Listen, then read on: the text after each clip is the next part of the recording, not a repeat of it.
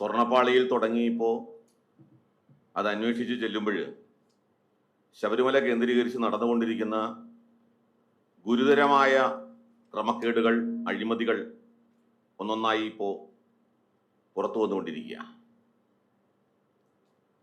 ഒരു ഉണ്ണികൃഷ്ണൻ പോറ്റിയുമായി ബന്ധപ്പെട്ട് ആണ് ശബരിമലയിലെ ഈ കാര്യങ്ങൾ മുഴുവൻ നടന്നിട്ടുള്ളത്. ഞങ്ങളൊന്നും അറിഞ്ഞിട്ടില്ല, ഞങ്ങൾ ഇതിൽ കുറ്റക്കാരല്ല, ഉണ്ണികൃഷ്ണൻ പോറ്റിയാണ് ഇതിൻ്റെ മുഴുവൻ കുറ്റക്കാരൻ എന്ന ആരോപണം ഉന്നയിച്ചുകൊണ്ട് ദേവസ്വം ബോർഡ് കൈ കഴുകുന്ന ഒരു സമീപനമാണ് ഇപ്പം നമ്മൾ കാണുന്നത്.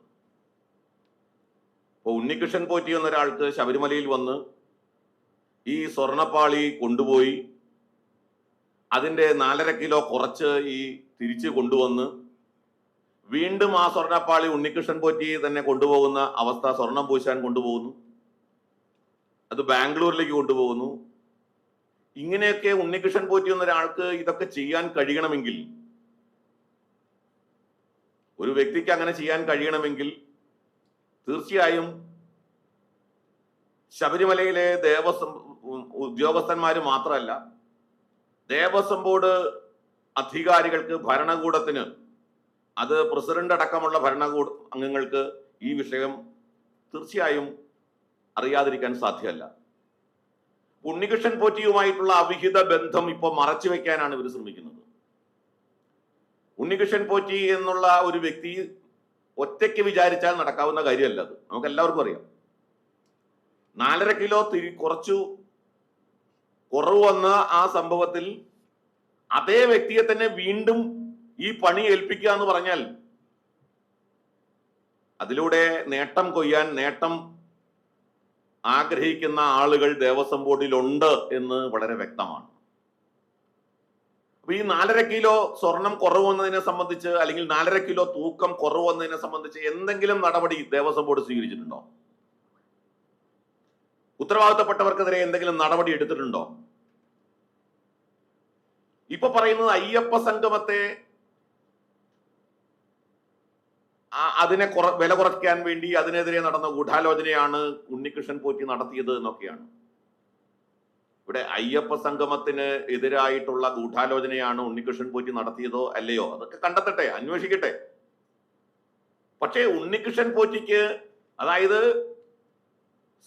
999 വിജയ് മല്യയ്യ പൂശിയ സ്വർണം അത് നിറം മങ്ങി എന്ന് പറഞ്ഞുകൊണ്ട് 2019 അത് കൊണ്ടുപോകുന്നു. 2019 കൊണ്ടുപോയ ആ സാധനം 4.5 കിലോ കുറച്ച് കൊണ്ടുവരുന്നു. ഇങ്ങനെ കുറച്ച് കൊണ്ടുവന്നത് ദേവസ്വം ബോർഡിന്റെ മുമ്പിൽ കൃത്യമായിട്ട് അറിയാം. ദേവസ്വം ബോർഡ് ഉദ്യോഗസ്ഥന്മാർക്കറിയാം, ദേവസ്വം ബോർഡ് മെമ്പർമാർക്കറിയാം. പക്ഷേ എവിടെയെങ്കിലും അതിനെക്കുറിച്ച് പറയുന്നുണ്ടോ? ഉണ്ണികൃഷ്ണൻ പോറ്റിക്കെതിരെ നടപടി എടുക്കുന്നുണ്ടോ? ഇതിന്റെ കാരണം എന്താണെന്ന് ഭക്തജനങ്ങളോട് പറഞ്ഞിട്ടുണ്ടോ? ഇതുമായി ബന്ധപ്പെട്ട് എന്തെങ്കിലും പൊതുസമൂഹത്തോട് പറഞ്ഞിട്ടുണ്ടോ? എന്തുകൊണ്ട് ദേവസ്വം ബോർഡ് ഈ കാര്യം മറച്ചു വെച്ചു? ആരെ സംരക്ഷിക്കാൻ? ആരുടെ താല്പര്യമാണ് ദേവസ്വം ബോർഡ് സംരക്ഷിക്കാൻ ആഗ്രഹിച്ചിട്ടുള്ളത്? അപ്പൊ ഞാനിത് പറയുവാൻ കാരണം, എല്ലാ കുറ്റവും ഒരു വ്യക്തിയിൽ ആരോപിച്ചുകൊണ്ട് കൈ കഴുകി രക്ഷപ്പെടാൻ ശ്രമിക്കുന്നവർ, അവർക്ക് അങ്ങനെ കൈ കഴുകി പോകാൻ സാധ്യമല്ല. ശബരിമലയുമായി ബന്ധപ്പെട്ട ഉയർന്നു വന്ന എല്ലാ വിവാദങ്ങൾക്കും, എല്ലാ അഴിമതിക്കും, ക്രമക്കേടുകൾക്കും ദേവസ്വം ബോർഡാണ് ഉത്തരവാദി. ദേവസ്വം ബോർഡിന്റെ കെടുകാര്യസ്ഥത, ദേവസ്വം ബോർഡിന്റെ സ്വാർത്ഥ താല്പര്യം, സ്വജനപക്ഷപാതം, അഴിമതി, ഇതൊക്കെയാണ് ശബരിമലയിൽ നിന്നുണ്ടായിട്ടുള്ള എല്ലാ കാര്യങ്ങൾക്കും ഉത്തരവാദിയായിട്ടുള്ളത്. അത് ഇപ്പോഴിരിക്കുന്ന ദേവസ്വം ബോർഡ്, ഇതിനു മുമ്പിരുന്ന ദേവസ്വം ബോർഡ്, കാലാകാലങ്ങളായി ശബരിമല ഭരിച്ച അല്ലെങ്കിൽ ദേവസ്വം ബോർഡ്, തിരുവിതാംകൂർ ദേവസ്വം ബോർഡ് ഭരണാധികാരികൾ ശബരിമല ഉൾപ്പെടുന്ന എല്ലാ ക്ഷേത്രങ്ങളുടെയും അഴിമതിക്ക് ഉത്തരവാദികളാണ്. അത് ഉദ്യോഗസ്ഥ തലത്തിലെ വീഴ്ച എന്ന് പറഞ്ഞ് ലഘൂകരിക്കാൻ ദേവസ്വം ബോർഡ് പ്രസിഡന്റ് ശ്രമിക്കുന്നത് രക്ഷപ്പെടാനുള്ള വഴിയായിട്ടാണ്. ചിലരെയൊക്കെ രക്ഷപ്പെടുത്താൻ വേണ്ടിയിട്ടുള്ള ഒരു ശ്രമമാണ്. അതുകൊണ്ട് ഒരു കാരണവശാലും ദേവസ്വം ബോർഡിന് ഈ ശബരിമലയുമായി ബന്ധപ്പെട്ട പ്രശ്നത്തിൽ നിന്ന് ഒഴിഞ്ഞു നിൽക്കാൻ സാധ്യമല്ല. ശബരിമല ഭക്തജനങ്ങളുടെ ഏറ്റവും വികാരപരമായ ഒരു കേന്ദ്രമാണ്. അയ്യപ്പന്മാർ ഭക്തിയോടെ എത്തുന്ന ഒരു സ്ഥലത്ത് എന്തെല്ലാം അഴിമതികളാണ് ശബരിമലയിൽ അരങ്ങേറുന്നത്. ഞാൻ ചോദിക്കട്ടെ, നമ്മുടെ മാധ്യമ പ്രവർത്തകര്, നമുക്ക് എല്ലാവർക്കും അറിയാം 6 കോടി രൂപയുടെ അരവണയാണ് ശബരിമലയിൽ കേടായി പോയത്. 6 കോടി രൂപ വിലപിടിപ്പുള്ള അരവണ, ഏലക്കായിൽ കീടനാശിനിയുടെ അംശമുണ്ട് എന്ന് പറഞ്ഞിട്ടാണ് അതിനെ സംബന്ധിച്ചുള്ള വിവാദമുണ്ടായി. കോടതി അത് ഉപയോഗിക്കാൻ പാടില്ല എന്ന് പറഞ്ഞു. 6 കോടി രൂപയുടെ അരവണ ശബരിമലയ്ക്ക് നഷ്ടപ്പെട്ടതിന് ആരെങ്കിലും ഉത്തരവാദികളായിട്ട് കണ്ടെത്തിയിട്ടുണ്ടോ? ആരെങ്കിലും ഉത്തരവാദികളായിട്ട് കണ്ടെത്തിയിട്ടുണ്ടോ? 6 കോടി രൂപ ദേവസ്വം ബോർഡിന് നഷ്ടപ്പെടുത്തിയതിന്റെ ഉത്തരവാദികൾ ആരാണ്? ഉണ്ടോ? നീ പോട്ടെ, ആ 6 കോടി രൂപയുടെ ശബരിമല അരവണയുടെ അത് ഉപയോഗശൂന്യമായപ്പോ അത് നശിപ്പിക്കാൻ വേണ്ടി തീരുമാനിച്ചു. അവിടെ വെക്കാൻ പറ്റില്ലല്ലോ, നശിപ്പിക്കണം. നശിപ്പിക്കാനുള്ള ടെൻഡർ വിളിച്ചു. നശിപ്പിക്കാൻ ടെൻഡർ വിളിച്ചതില് ആർക്കാണ് ടെൻഡർ കൊടുത്തത്? ഞാൻ മനസ്സിലാക്കിയത് അവിടെ 85 ലക്ഷം രൂപയുടെ ഒരു ടെൻഡർ ഈ കൊട്ടാരക്കര ഭാഗത്തോ മറ്റോ ഉള്ള ഒരാൾ സമർപ്പിച്ചിരുന്നു. കോട്ടയം ആ ഭാഗത്തുള്ള ഒരാൾ 85 ലക്ഷം രൂപയുടെ ടെൻഡർ. പക്ഷെ അവിടെ ടെൻഡർ കൊടുത്തത് 2.5 കോടി രൂപയ്ക്കാണ്. 6 കോടി രൂപയുടെ അരവണ ഉപയോഗശൂന്യമായി, അത് നശിപ്പിക്കാൻ 2.5 കോടി രൂപയുടെ ടെൻഡർ. നിങ്ങൾ അന്വേഷിക്കൂ, 2.5 കോടി രൂപയാണ് അതിന് ചെലവഴിച്ചിരിക്കുന്നത്. അതിനേക്കാൾ കുറഞ്ഞ ടെൻഡർ അവിടെ ഉള്ളപ്പോൾ, ടെൻഡർ തുക അവിടെ ഉള്ളപ്പോൾ 2.5 കോടി രൂപയുടെ ടെൻഡർ നൽകിയതിന്റെ പിന്നിൽ ആർക്കൊക്കെയാണ് ആരാണ് അതിന്റെ ബെനിഫിഷ്യറീസ്? ശബരിമലയുടെ സ്വർണ്ണപ്പാളിയുടെ വിഷയം മാത്രമല്ല ഞാൻ പറയുന്നത്. ശബരിമലയുമായി ബന്ധപ്പെട്ട് അനവധി പ്രശ്നങ്ങളാണ്. ഇപ്പൊ പഞ്ചലോഹ വിഗ്രഹം പണിത് വയ്ക്കാൻ തീരുമാനിച്ചു. ആര് തീരുമാനിച്ചു? എവിടെ തീരുമാനിച്ചു? ആരുടെ നിർദ്ദേശം? ഒടുവിൽ എന്തായി? ആ പഞ്ചലോഹ വിഗ്രഹം അതിനെ ഉപയോഗിച്ചുകൊണ്ട് ഇതുപോലെ മറ്റു ചില ആളുകൾ അതിനുവേണ്ടി പിരിവ് നടത്തി. അത് ചെയ്യാമെന്ന് പറഞ്ഞ സ്പോൺസർ പിരിവ് നടത്തുന്നു. അപ്പൊ ശബരിമലയിൽ നടക്കുന്നത് മുഴുവൻ കുത്തഴിഞ്ഞ അവസ്ഥയിലാണ്. പൂർണ്ണമായും അവിടെ ഒരു ഭസ്മക്കുളം ഉണ്ടാക്കാൻ തീരുമാനിച്ചു. എന്തിനാണ് ഭസ്മക്കുളം ഉണ്ടാക്കാൻ തീരുമാനിച്ചത്? നിലവിലെ ഭസ്മക്കുളം അവിടെ നിലനിൽക്കുമ്പോൾ ആ ഭസ്മക്കുളം ശുദ്ധീകരിക്കാനോ അത് സംരക്ഷിക്കാനോ ശ്രമിക്കേണ്ടതിന് പകരം പുതിയ ഭസ്മക്കുളം, ഹൈക്കോടതി ഇടപെട്ടത് കൊണ്ട് മാത്രം ആ ഭസ്മക്കുളം അത് സ്റ്റേ ഓർഡറിൽ ഇപ്പൊ കിടക്കുകയാണ്. ഞാൻ പറഞ്ഞത്, ശബരിമലയുമായി ബന്ധപ്പെട്ട് നടക്കുന്ന ഒട്ടനവധി പ്രശ്നങ്ങൾ അത് ദേവസ്വം ബോർഡിന്റെ കെടുകാര്യസ്ഥതയും ദേവസ്വം ബോർഡിന്റെ കഴിവുകേടും അഴിമതിയും കൊണ്ട് മാത്രമാണ്. അതുകൊണ്ട് ദേവസ്വം ബോർഡിന് തുടരാൻ അവകാശമില്ല. ദേവസ്വം ബോർഡ് മറ്റാരൊക്കെയോ കുറ്റം ചാർത്തിയിട്ട് കൈയെഴുകാൻ ശ്രമിക്കുകയാണ്. ഇത് അനുവദിക്കാൻ സാധ്യമല്ല. നോക്കൂ, ദേവസ്വം ബോർഡ് വരുമാനത്തിന്റെ 90% ചെലവാക്കുന്നത് എന്തിനു വേണ്ടിയാണെന്ന് നമ്മൾ അന്വേഷിച്ചിട്ടുണ്ടോ? ദേവസ്വം ബോർഡ് വരുമാനത്തിന്റെ 90% ചെലവാക്കുന്നത് ജീവനക്കാർക്ക് ശമ്പളവും പെൻഷനും കൊടുക്കാൻ വേണ്ടിയിട്ടാണ്. ഒരു വർഷം ദേവസ്വം ബോർഡിന്റെ വരുമാനം 800-850 കോടിയാണ്. ശബരിമലയുടെ വരുമാനം ഉൾപ്പെടെ 800-850 കോടിയാണ്. ഒരു വർഷം ദേവസ്വം ജീവനക്കാർക്ക് ശമ്പളവും പെൻഷനുമായിട്ട് കൊടുക്കേണ്ടത് 750 കോടിയാണ് എന്ന് എന്നോട് പറഞ്ഞത് ദേവസ്വം ബോർഡ് പ്രസിഡന്റാണ്.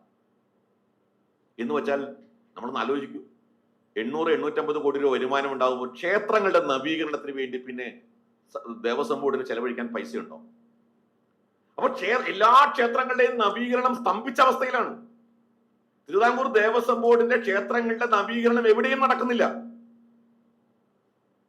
ശ്രീകോവിലുകൾ ചോർന്നൊലിക്കുന്നു. പല ക്ഷേത്രങ്ങളുടെയും പ്രതിഷ്ഠകൾ അഷ്ടബന്ധ കലശം നടത്തി പുനഃപ്രതിഷ്ഠ നടത്തേണ്ട കാലാവധി കഴിഞ്ഞ് നിൽക്കുകയാണ്. അവിടെ ഒന്നും ഒരു പ്രവർത്തനം നടക്കുന്നില്ല. വെറുതെ വാഗ്ദാനങ്ങൾ നൽകുക മാത്രമാണ് ഈ ദേവസ്വം ബോർഡ് ഇപ്പൊ ചെയ്യുന്നത് ഓരോ ക്ഷേത്രങ്ങൾക്കും. അപ്പോ ഇതിന്റെ ഉത്തരവാദിത്തം ശരിക്കും പറഞ്ഞാൽ ഈ ദേവസ്വം ബോർഡ് CPM-ന്റെ CIT യൂണിയൻ നയിക്കുന്ന ദേവസ്വം ബോർഡാണ്. CIT യൂണിയന്റെ ഡിക്റ്റേഷൻ അനുസരിച്ചിട്ടാണ് ദേവസ്വം ബോർഡ് പ്രസിഡന്റ് പ്രവർത്തിക്കുന്നത്. ദേവസ്വം ജീവനക്കാരെ സ്ഥലം മാറ്റുന്നത്, ദേവസ്വം ജീവനക്കാരെ നിയമിക്കുന്നത് അടക്കം CIT യൂണിയന്റെ തിട്ടൂരം അനുസരിച്ചിട്ടാണ്. അതുകൊണ്ട് CPM-ന്റെ താല്പര്യം അനുസരിച്ച് ക്ഷേത്രങ്ങളിൽ ഇത് ഹൈന്ദവ സംഘടനകളെ ഒഴിവാക്കി. ശബരിമലയിലെ അന്നദാനത്തിന്റെ ഏറ്റവും പ്രധാനപ്പെട്ട ഒരു പ്രശ്നമാണ് ഞാൻ പറയുന്നത്. ശബരിമലയിൽ അന്നദാനത്തിന് ഇപ്പൊ കൊട്ടേഷൻ കൊടുത്തിട്ടുണ്ട്. അരിക്ക് 49 രൂപ കിലോയിന്, 49 രൂപ പ്രകാരം അരിക്ക് കൊട്ടേഷൻ കൊടുത്തിട്ടുണ്ട്. 49 രൂപ പ്രകാരം. നിങ്ങൾക്കറിയോ, സൗജന്യമായിട്ട് അയ്യപ്പ സേവാ സംഘം അടക്കം നിരവധി സന്നദ്ധ സംഘടനകൾ സൗജന്യമായിട്ട് അയ്യപ്പന്മാർക്ക് അന്നദാനം നൽകി വന്ന സ്ഥലമാണ് ശബരിമല ദേവസ്വം സന്നിധാനം. അവിടെ ലക്ഷക്കണക്കിന് രൂപ ചെലവാക്കി അന്നദാനം കൊടുക്കാൻ ദേവസ്വം ബോർഡ് തീരുമാനിക്കാൻ കാരണം എന്താ? ഇവിടെ ദേവസ്വം ബോർഡ് എന്ന് പറഞ്ഞ കമ്മീഷൻ ബോർഡായിട്ട് മാറിയിരിക്കുക. ഈ ദേവസ്വം ബോർഡ് എന്നല്ല, ശബരിമല ദേവസ്വം ബോർഡ്, തിരുവിതാംകൂർ ദേവസ്വം ബോർഡ്, കേരളത്തിലെ എല്ലാ ദേവസ്വം ബോർഡും കമ്മീഷൻ ബോർഡുകളാണ്. അതുകൊണ്ട് ഞങ്ങൾ ആവശ്യപ്പെടുന്നത് ഈ ബോർഡ് രാജിവെച്ചൊഴിയുക എന്നുള്ളതാണ്. ഈ ബോർഡിന് തുടരാൻ അവകാശമില്ല. ഈ ബോർഡ് ക്ഷേത്രങ്ങളെ കൊള്ളയടിക്കുന്ന ദേവസ്വം ബോർഡാണ്, ക്ഷേത്രങ്ങളെ അധപ്പതിപ്പിക്കുന്ന, നശിപ്പിക്കുന്ന ദേവസ്വം ബോർഡാണ്. ഹിന്ദു ഐക്യവേദി ഈ വിഷയം ഉന്നയിച്ചുകൊണ്ട് പ്രത്യക്ഷ സമര പരിപാടികളിലേക്ക് കടക്കുകയാണ്. നവംബർ മാസത്തില് ശക്തമായ സമരപരിപാടികളുമായിട്ട് ഹിന്ദു ഐക്യവേദി ഈ വിഷയത്തിൽ രംഗത്ത് വരാൻ തീരുമാനിച്ചിരിക്കുക. ഹിന്ദു ഐക്യവേദി ഉന്നയിക്കുന്നത് ഇവിടെ ശബരിമല ഉൾപ്പെടെയുള്ള ക്ഷേത്രങ്ങൾ, ആ ക്ഷേത്രങ്ങളിൽ നടക്കുന്ന അഴിമതിക്ക് പൂർണ്ണമായ ഉത്തരവാദിത്വം അത് ദേവസ്വം ബോർഡിനാണ്. തന്നാണ്ടത്തെ അതാത് കാലഘട്ടത്തിലെ ഓഡിറ്റ് റിപ്പോർട്ട് ഇല്ലാത്ത കാലം എത്രയായിരുന്നു? 4-5 വർഷം പുറകിലാണ് ദേവസ്വം ബോർഡുകളുടെ ഓഡിറ്റ് റിപ്പോർട്ട്. കണക്കില്ല, രജിസ്റ്ററിൽ മെയിൻറ്റെയിൻ ചെയ്യുന്നില്ല. ഒട്ടനവധി ആരോപണങ്ങളാണ് ദേവസ്വം ബോർഡുകളെ കുറിച്ച്.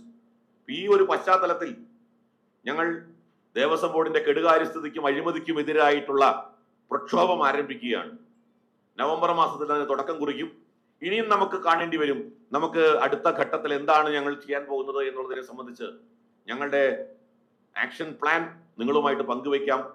നമുക്ക് ഈ നമ്മുടെ ക്ഷേത്രങ്ങളെ രക്ഷിച്ചേ മതിയാകൂ, ഭക്തജനങ്ങളുടെ താല്പര്യത്തിനനുസരിച്ച് നിന്നേ മതിയാകൂ എന്നുള്ള കാര്യം നിങ്ങളുമായി പങ്കുവയ്ക്കാനാണ് ഞാൻ ഇന്നത്തെ ദിവസം, ഗാന്ധി ജയന്തിയാണ്, വിജയദശമി ദിവസമാണ്, നിങ്ങളെ എല്ലാവരെയും ബുദ്ധിമുട്ടിച്ചത്. ഇതാണ് ഈ വിഷയത്തെ കുറിച്ച് നിങ്ങളോട് പറയാനുള്ളത്.